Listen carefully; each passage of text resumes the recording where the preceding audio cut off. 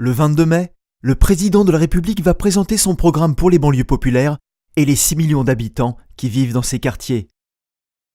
Lors de l'appel de Grigny, des élus, des associations et des citoyens avaient tiré la sonnette d'alarme sur la situation des quartiers prioritaires. Emmanuel Macron avait alors chargé Jean-Louis Borloo de faire des propositions. Présenté le 26 avril, ce plan de bataille est le résultat d'un travail de co-construction de toutes celles et ceux concernés par le sujet qui se sont mobilisés après l'appel de Grigny et poursuivent les états généraux de la ville par un tour de France des solutions locales.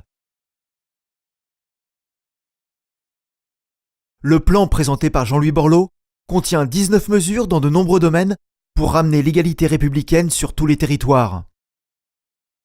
C'est un élan donné pour relancer la rénovation urbaine, agir contre l'illettrisme, investir dans la petite enfance, grandir par la culture.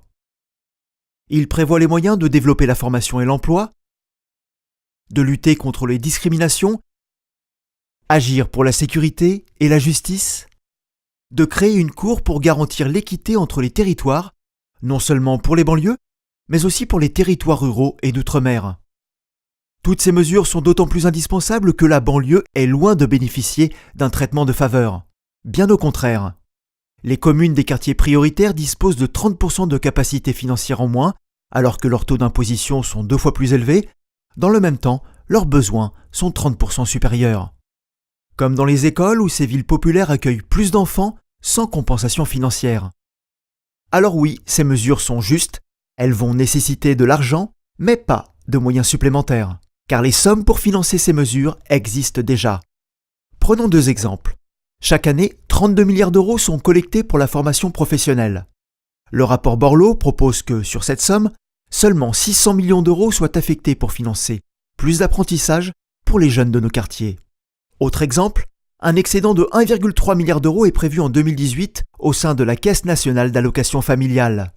Le rapport propose d'affecter 300 millions d'euros pour financer un programme ambitieux de socialisation et d'éducation pour les tout-petits dans nos quartiers.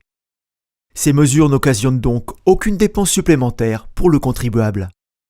Ce plan de bataille, c'est un investissement pour l'avenir, pour notre jeunesse, pour refaire enfin société et ramener la République dans tous les quartiers.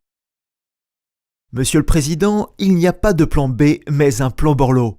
Alors dites-nous, droit dans les yeux, est-ce qu'on se le fait ensemble, ce bon plan pour la République ?